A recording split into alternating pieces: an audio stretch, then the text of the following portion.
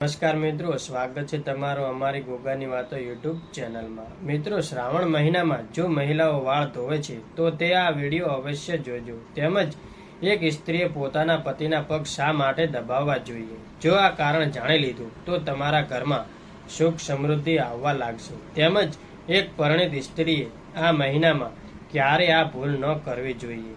તો મિત્રો, વિડીયોમાં આગળ વધતા પહેલા જો તમે ઈચ્છતા હોવ કે મહાદેવની કૃપા તમારી ઉપર સદા બની રહે તો વિડીયોને લાઈક કરી અને કોમેન્ટમાં હર હર મહાદેવ જરૂરથી લખી દેજો।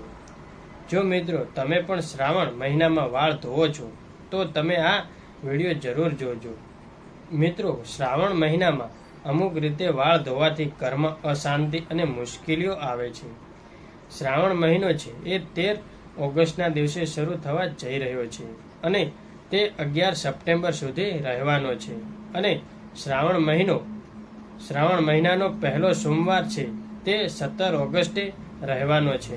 મિત્રો, ઘણા વર્ષો પછી આ દુર્લભ મહાસંયોગ આવી રહ્યો છે, કારણ કે મિત્રો 13 તારીખથી શ્રાવણ મહિનો શરૂ થવા જઈ રહ્યો છે। આ મહિનો છે એ બહુ પવિત્ર માનવામાં આવે છે। મિત્રો, આ શ્રાવણ મહિનામાં મહાદેવની કૃપા છે એ આપણે ઉપર રહે છે, પણ આપણે અમુક વસ્તુનું ખાસ ધ્યાન રાખવું જોઈએ। જો આપણે અમુક ભૂલ કરીએ છીએ તો મહાદેવની કૃપા છે એ આપણને મળતી નથી અને તેના બદલામાં આપણને મુશ્કેલીઓનો સામનો કરવો પડે છે। મિત્રો, આ દિવસે વ્રત રાખવું એ બહુ શુભ માનવામાં આવે છે। બહુ શુભ મોકા ઉપર આ શ્રાવણ મહિનો શરૂ થવા જઈ રહ્યો છે, જો કે સાક્ષાત મહાદેવનું આગમન થવા જઈ રહ્યું છે। મિત્રો, 17 ઓગસ્ટના દિવસે શ્રાવણનો પહેલો સોમવાર આવી રહ્યો છે, તો મિત્રો મહાદેવને આ સોમવારે ધરતી ઉપર આવવું જ પડશે, એટલે કે સાક્ષાત મહાદેવ પધારી રહ્યા છે। મિત્રો, તેના સ્વાગત માટે કાંઈ પણ કમી રહેવા ન દેવી જોઈએ, આનાથી ભક્તોનો બેડો પાર થઈ જાય છે। મિત્રો, આ વખતે 4 શ્રાવણ સોમવાર આવી રહ્યા છે, તો મિત્રો સૌથી પહેલા આપણે એ વસ્તુ જાણીએ કે આપણને આ શ્રાવણ મહિનામાં અમુક દિવસે વાળ શા માટે ધોવા ન જોઈએ, અને જો આ ભૂલ કરીએ છીએ તો ઘરની સુખ શાંતિ છીનવાઈ જાય છે, તેમજ આપણા પતિ પર મોટો સંકટ આવી શકે છે, સંતાનોને મુશ્કેલીઓ પડી શકે છે, તેમજ આપણા ઘરમાં રાહુ કેતુના દોષ લાગી જાય છે, આર્થિક મુશ્કેલીઓ આવવા લાગે છે। તો આવો મિત્રો આનું કારણ જાણીએ। તો મિત્રો, આ શ્રાવણ મહિનામાં આપણે ભૂલે ચૂકે વાળ આવી રીતે ન ધોવા જોઈએ, નકર આપણે મોટી મુશ્કેલીનો સામનો કરવો પડશે। પણ મિત્રો, વિડીયોમાં આગળ વધતા પહેલા જો તમે ઈચ્છતા હો કે મહાદેવની કૃપા તમારી ઉપર બની રહે તો આ વિડીયોને લાઈક કરી અને કોમેન્ટમાં હર હર મહાદેવ જરૂરથી લખી દેજો। મિત્રો, આ શ્રાવણ મહિનો છે એ બહુ શુભ માનવામાં આવે છે, તેમજ આ શ્રાવણ મહિનાના દરેક દિવસો છે એટલા જ પવિત્ર માનવામાં આવે છે। મિત્રો, આ શ્રાવણ મહિનામાં આપણે શિવ ભગવાનની પૂજા કરીએ છીએ તો આપણી બધી જ મનોકામના છે એ પૂર્ણ થાય છે। તેમજ જે મહિલા છે એને સારો વર જોતો હોય તો તે શ્રાવણ મહિનાના વ્રત અવશ્ય રાખે। જે મહિલા છે એ આ શ્રાવણ સોમવારનું વ્રત કરે છે એ સરખી રીતે પૂર્ણ કરે છે તો મહાદેવ છે એ ખુદ તેના માટે વર શોધીને આપે છે, અને તેના મહાદેવના ગુણ પણ હોય છે, તેને મહાદેવના આશીર્વાદ પણ મળે છે, તેમજ મા પાર્વતીના પણ આશીર્વાદ મળે છે, અને લક્ષ્મીજીની કૃપા તેના જીવનમાં હંમેશને માટે બની રહે છે। તો મિત્રો, તમને જણાવી દઈએ કે શ્રાવણ મહિનાના જ્યારે પણ વરસાદ આવે છે ત્યારે આપણે લોકો સ્નાન કરતા હોઈએ છીએ અને વાળ પણ ધોઈએ છીએ, પણ મિત્રો શું તમે જાણો છો કે આ શ્રાવણના આ પવિત્ર મહિનામાં કોઈ પણ મહિલાએ ખુલ્લા વાળ રાખીને આવી રીતે ના ધોવા જોઈએ, નકર તેના પતિ પર મોટો સંકટ આવી શકે છે. તેમજ ઘરની સુખ શાંતિ પર અશુભ અસર પડે છે. જો ધંધો સારો ચાલતો હોય તો તેમાં પણ બાધા આવવા લાગે છે. તો મિત્રો, હવે આપણે એ વાત ઉપર આગળ વધીએ. તો મિત્રો, પરણિત મહિલા છે એને આ શ્રાવણ મહિનાના વાળ ક્યારે ધોવા જોઈએ અને ક્યારે ન ધોવા જોઈએ. મિત્રો, એક વખત મહિલા છે એની ઉપર આખા ઘરની સુખ સમૃદ્ધિ રહેલી હોય છે. તો આવા સમયમાં એક પરણિત મહિલાએ ક્યારે વાળ ન ધોવા જોઈએ અને ક્યારે ન ધોવા જોઈએ અને ક્યારે ધોવા જોઈએ. આ વસ્તુ છે તિથિ અને વાર ઉપર નિર્ભર કરે છે. તો મિત્રો, આપણે સૌથી પહેલા તિથિ વિશે વાત કરીએ. તો મિત્રો, અમાવાસા, એકાદશી અને પૂર્ણિમાના દિવસે વાળ ન ધોવા જોઈએ. અને જો આ ભૂલ કરીએ છીએ તો આને ખૂબ જ અશુભ માનવામાં આવે છે. મિત્રો, જ્યોતિષ શાસ્ત્ર અનુસાર જોવામાં આવે તો મિત્રો, અમાવાસા, એકાદશી અને પૂર્ણિમા તિથિ ઉપર ચંદ્ર છે ઉચ્ચ અથવા તો નીચ સ્થિતિમાં હોય છે. મિત્રો, જ્યોતિષ શાસ્ત્ર છે એવું જણાવે છે કે ચંદ્રમા છે એ આપણા મસ્તકને પ્રભાવિત કરે છે. મિત્રો, જ્યોતિષી એવું કહે છે કે આપણા હિન્દુ પંચાંગ તિથિ અનુસાર જ વ્રત અને તહેવાર મનાવવામાં આવે છે અને અશુભ દિવસો કહેવામાં આવે છે. આના એક દિવસ પહેલા જ વાળ ધોઈ લેવા જોઈએ. તો મિત્રો, ધર્મશાસ્ત્ર અનુસાર એવું માનવામાં આવે છે કે શ્રાવણ મહિનાના દિવસોમાં કોઈ પણ સમજદાર મહિલાએ અથવા તો કોઈ પણ પરણિત મહિલાએ ક્યારેય પણ વરસાદમાં ખુલ્લા વાળ રાખીને સ્નાન ન કરવું જોઈએ. આનાથી દોષ લાગી શકે છે.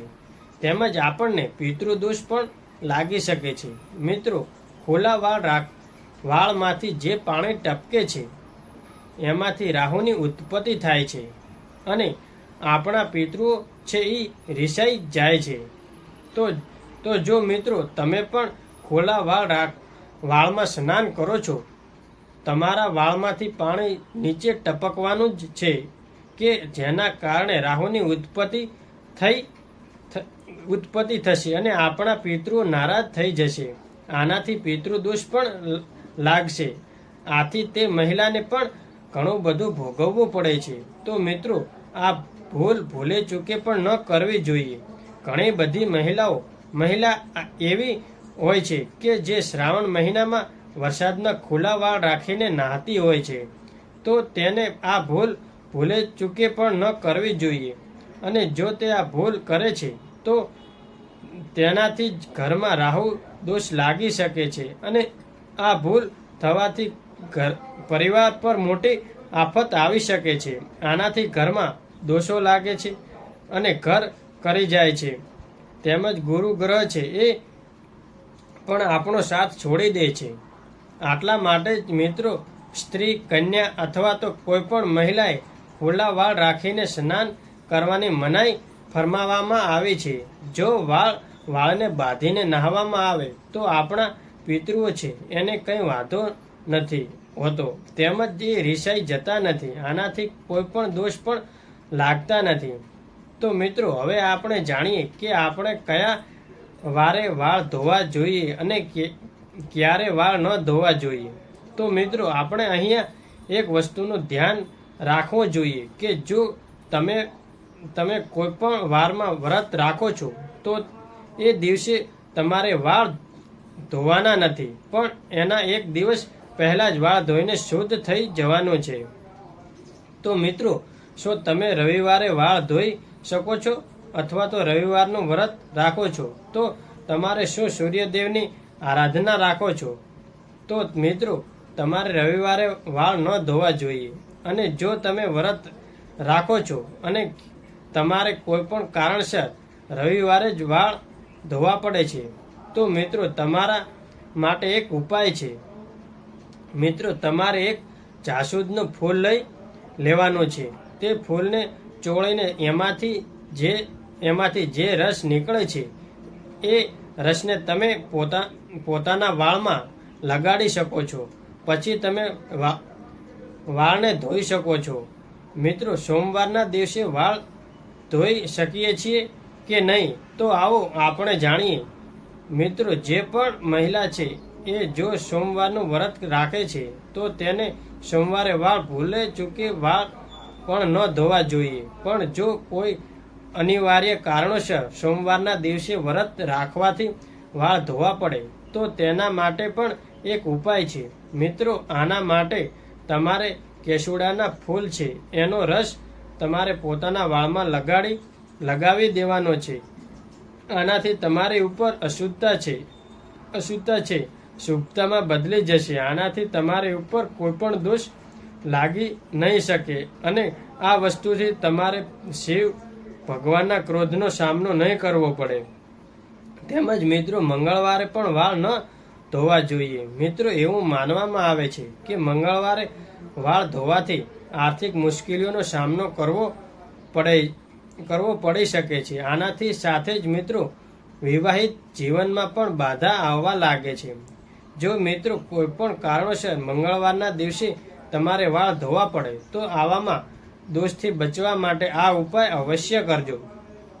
તો મિત્રો, આમળાનો રસ જે હોય છે, આમળાના રસને તમે વાળમાં લગાવી શકો છો અને એ રસ લગાવીને પછી તમે અવશ્ય વાળ ધોઈ શકો છો. તેમજ મિત્રો, બુધવારે મહિલા છે એ વાળ ધોઈ શકે છે. પણ જો મિત્રો એવી માન્યતા છે કે જો કોઈ મહિલાનો નાનો ભાઈ હોય તો તેને બુધવારે વાળ ન ધોવા જોઈએ.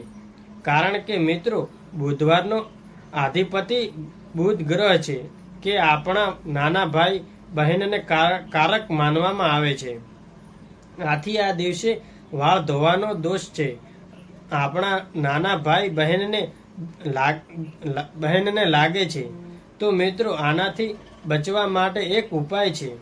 તમે વરુણદેવ એટલે કે મિત્રો જળના દેવતાને અથવા તો બુધવારના સ્વામી ગણેશજીને પોતાના મોટા ભાઈ બનાવી શકો છો.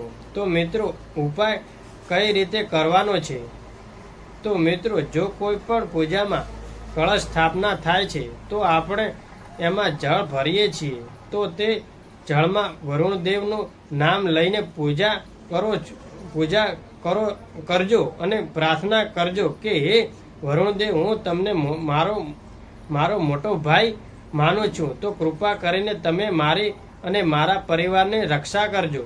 તો મિત્રો, આવી રીતે જ બધી જ પૂજામાં શ્રી ગણેશ ભગવાનની પૂજા કરવામાં આવે છે. તો તમે પણ તેને પ્રાર્થના કરી શકો છો. તે તમારા મોટા ભાઈ બની જાય અને તે તમારી રક્ષા કરે છે. પણ તમે છતાં તો મિત્રો કોઈ કારણસર બુધવારના દિવસે તમારે વાળ ધોવા પડે તો મિત્રો આના દોષથી બચવા માટે આ ઉપાય તમે કરી શકો છો. મિત્રો, સૌ પ્રથમ તમે તુલસીના 4-5 પાંદડા લઈને એને ચોળીને તમે તેનો રસ પોતાના માથામાં લગાવી શકો છો અને પછી તમે માથાના વાળ ધોઈ શકો છો. આનાથી મિત્રો ગમે એટલી મોટી મુશ્કેલી હશે તો સમાપ્ત થઈ જશે. પણ જો મિત્રો તમારા ઘરમાં તુલસી નથી તો આજુબાજુમાંથી તુલસીના 4-5 પાંદડા લઈ લેજો.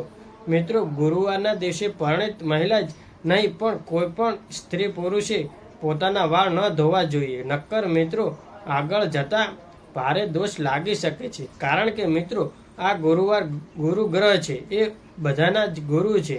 મિત્રો, તમને ખબર જ હશે કે ગુરુવારના દિવસે આપણે ઘરમાં પોતો પણ મારવો ન જોઈએ. મિત્રો, એવી માન્યતા છે કે ગુરુવારના દિવસે વાળ ધોવાથી અથવા તો ઘરમાં પોતો મારવાથી માં લક્ષ્મી છે એ આપણાથી રિસાઈ જાય છે. મિત્રો, જો ગુરુનો નાશ થાય છે તો ઘરમાં ઝઘડા થવા લાગે છે તેમજ ઘરની બધી સુખ સમૃદ્ધિ છે એ જતી રહે છે. પણ જો મિત્રો કોઈ પણ કારણોસર ગુરુવારના દિવસે વાળ ધોવા પડે તો મિત્રો આના દોષોથી બચવા માટે આ ઉપાય કરજો. સૌ પ્રથમ તમારે થોડીક હળદર લેવાની છે તેમજ થોડાક લોટ લેવાનો છે. તો આ બંનેને મિક્સ કરીને તમે વાળમાં લગાડી શકો છો અને આના પછી તમે પોતાના વાળ છે એ ધોઈ શકો છો. તો મિત્રો તો આ વસ્તુ કરવાથી તમારી ઉપરથી મોટું સંકટ છે એ ટળી જાય છે. તેમજ આનાથી દોષો તમને લાગી શકતા નથી. તો મિત્રો, હવે શુક્રવારના દિવસે પરિણીત મહિલા છે એ પોતાના વાળ ધોઈ શકે છે, પણ જે મહિલાઓના પુત્ર છે અથવા તો જે મહિલાને પુત્ર પ્રાપ્તિની કામના છે, તો આવા દિવસોમાં શુક્રવારના દિવસે તેને વાળ ન ધોવા જોઈએ. પણ જો તમને કોઈ પણ કારણોસર શુક્રવારના દિવસે વાળ ધોવા પડે તો તેના દોષથી બચવા માટે આ ઉપાય જરૂર કરજો. મિત્રો, સૌ પ્રથમ પોતાના વાળમાં દહીં લગાવી દેજો અને પછી જ વાળ ધોજો. તો મિત્રો, હવે આપણે શનિવારની વાત કરીએ. તો મિત્રો, શનિવારે પરિણીત મહિલા છે એને વાળ ન ધોવા જોઈએ, કારણ કે આ શનિવાર એ શનિદેવનો દિવસ માનવામાં આવે છે. તો મિત્રો, તમે પણ જાણો છો કે બધા જ દેવતામાં ન્યાય માટે શનિદેવને માનવામાં આવે છે. મિત્રો, શનિદેવને ન્યાયના દેવતા માનવામાં આવે છે. એટલે કે મિત્રો, શનિદેવને તમે આખા બ્રહ્માંડના જજ કહી શકો છો. અને મિત્રો, આ જ કારણોથી બધા લોકો છે એ શનિદેવને પ્રચંડ ક્રોધથી ડરે છે. જો મિત્રો, તમારે પણ આ શનિદેવના પ્રકોપથી બચવું હોય તો તમારે શનિવારના દિવસે ક્યારેય પણ વાળ ધોવા ન જોઈએ. અને જો કોઈ પણ કારણોસર શનિવારના દિવસે વાળ ધોવા પડે તો મિત્રો, આના દોષોથી બચવા માટે તમારે શનિવારના દિવસે કાચું દૂધ તમારા વાળમાં લગાવી દેવાનું છે. પછી જ તમે વાળ ધોઈ શકો છો. મિત્રો, વાળમાં દૂધ નાખીને પછી વાળ ધોવાથી શનિદેવનો કુદૃષ્ટિ છે એ નથી પડતો. તો મિત્રો, હવે અમે તમને એક મહત્વની વાત જણાવી રહ્યા છીએ. તો મિત્રો, પરિણીત મહિલા છે એ પોતાના શેથામાં સિંદૂર પૂરે છે. તો મિત્રો, શરીરના આ સ્થાનને ગંગાજીનું સ્નાન સ્થાન માનવામાં આવે છે. તો મિત્રો, આ જગ્યાએ જો સિંદૂર લગાવવામાં આવે તો આને ગંગા સિંદૂર કહેવામાં આવે છે. આ જ પવિત્રતા અને સૌભાગ્યની નિશાની છે. તો મિત્રો, જો કોઈ પણ મહિલા છે એ સ્નાન કરીને પછી પોતાના શેથામાં સિંદૂર પૂરે છે તો તે પૂજા પાઠમાં ભળાઈ શકે છે. તો એ સમયમાં તે વાળ ન ધોય તો પણ તેને પવિત્ર અને સૌભાગ્યનું વરદાન મળેલું છે. પણ મિત્રો, પુરુષે દરરોજ વાળ ધોઈને જ પૂજા આરાધના કરવી જોઈએ. તો મિત્રો, મહિલાઓએ માસિક ધર્મમાં વાળ ધોવા જોઈએ કે નહીં? તો મિત્રો, આવા દિવસોમાં ઘણી જગ્યાએ અલગ અલગ નિયમો દર્શાવવામાં આવ્યા છે. મિત્રો, ઘણી જગ્યાએ તેમજ આપણે આજુબાજુમાં એવી માન્યતા છે કે આજે પણ માસિક ધર્મમાં ત્રીજા અથવા તો પાંચમા દિવસે વાળ ધોવામાં આવે છે અથવા તો વાળ ધોવામાં આવતા નથી. મિત્રો, આવી જ રીતે જો ડિલિવરી પછી તમે જાણો જ છો કે એક માને વાળ ધોવા દેવામાં આવતા નથી, તેમજ સ્નાન પણ કરવા દેતા નથી, પણ 11મા દિવસે જ સ્નાન કરવામાં આવે છે. પણ મિત્રો, આ વિષયમાં વાર અને તિથિનું તમારે અવશ્ય ધ્યાન રાખવું જોઈએ. તો મિત્રો, આગળ સીતા માતા એવું કહે છે કે પરિણીત મહિલાઓએ આ 5 વાત છે એ અવશ્ય ધ્યાન રાખવી જોઈએ, નકર તમને અથવા તો તમારા પતિને ક્યારેય પણ માન સન્માન નહીં મળી શકે. તો મિત્રો, સીતા માતા એવું કહે છે કે એક સ્ત્રીએ હંમેશા તેના વાળ છે એ બાંધીને રાખવા જોઈએ, કારણ કે બાંધેલા વાળ છે એ સંબંધોને બાંધીને રાખે છે. સ્ત્રીઓના ખુલ્લા વાળ છે એ ઘરની શાંતિનો નાશ કરે છે. આ વસ્તુનું વર્ણન મહાભારત કાળમાં મળે છે. મિત્રો, ખુલ્લા વાળ છે એને નકારાત્મક શક્તિને આકર્ષિત કરે છે. તેમજ પૂર્ણિમા અને અમાવસ્યા દિવસે વાળને ક્યારેય પણ ખુલ્લા ન રાખવા જોઈએ. એવું માનવામાં આવે છે કે આ દિવસે કોઈ પણ નકારાત્મક શક્તિઓ અથવા તો ખરાબ નજર છે એ તમારી પાછળ આવી શકે છે.